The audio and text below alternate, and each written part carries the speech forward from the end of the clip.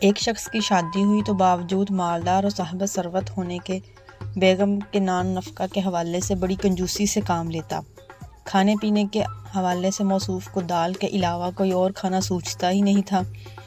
خود تو دال پر گزارا کرتا، ساتھ میں بیوی کو بھی اسی ایک سالن پر گزارا کرنے پر مجبور کر دیا۔ تنگ آ کر جب کبھی بیوی دال کے علاوہ کچھ اور سبزی گوشت لانے کا کہتی تو جواباً بری طرح ڈانٹ ڈپٹ کر خاموش کروا دیتا اور دال کے فوائد گنوانا شروع کر دیتا۔ ایک دن بیوی اپنے میکے گئی تو اس کے بھائیوں نے بہن کے اترے چہرے، پھیکی پڑتی رنگت اور نکاحت زدہ جسم کو دیکھ کر اندازہ لگایا کہ بہن خوش نہیں ہے۔ وجہ دریافت کرنے پر پہل تو بہن نے بات ٹالنا چاہی، مگر بھائیوں کے اصرار پر شوہر کی کنجوسی اور دال کا قصہ سنا ڈالا۔ بھائیوں نے کہا کہ اس کا معاملہ ہم پر چھوڑ دو، بس یہ نیند کی گولی لے جا کر اس کے کھانے میں ڈال دینا۔ بہن نے واپس آ کر شوہر کے لیے اس کی من پسند ڈش دال بنائی اور وہ نیند کی گولی اس کے سالن میں ڈال کر اسے کھلا دی۔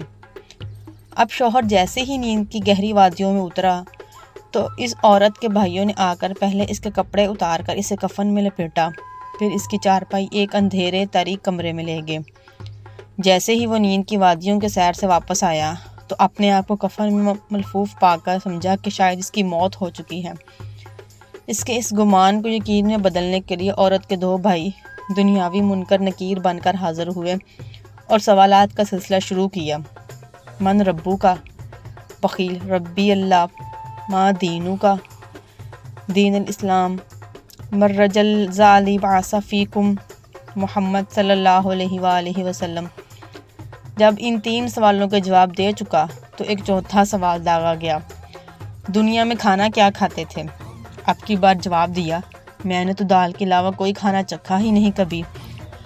اب اس جواب پر یہ کہتے ہوئے اس کی پکڑ ہو گئی کہ دال کے علاوہ کبھی کچھ کیوں نہیں کھایا، جبکہ اللہ نے فرمایا ہے ہمارے عطا کردہ پاکیزہ رزق میں سے خوب جی بھر کر کھاؤ پیو، لہٰذا اب تمہاری سزا یہ ہے کہ تمہیں قیامت تک کوڑے مارے جائیں۔ اور یہ کہ اس پر کوڑوں کی ایسی برسات کر دی گئی کہ بیچارہ درد کی تاب نہ لاتے ہوئے بے ہوش ہو گیا۔ اب فوراً اسے واپس اسی جگہ لٹا دیا جہاں سویا تھا اور واپس کپڑے تبدیل کر دیے۔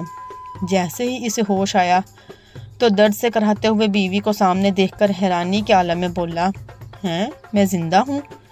ہاں تمہیں کیا ہونا تھا بھلا؟ ٹھہرو میں دال بنا کر لاتی ہوں۔ بیوی یہ کہہ کر مڑنے ہی لگی تھی کہ فوراً اس نے چلاتے ہوئے آواز دی، نہیں دال نہیں، دال کا عذاب بڑا سخت ہے، اللہ نے فرمایا ہے ہمارے دیے ہوئے پاکیزہ رزق میں سے خوب کھاؤ پیو، اس لیے میں گوشت لے کر آتا ہوں، آج وہ پکائیں گے۔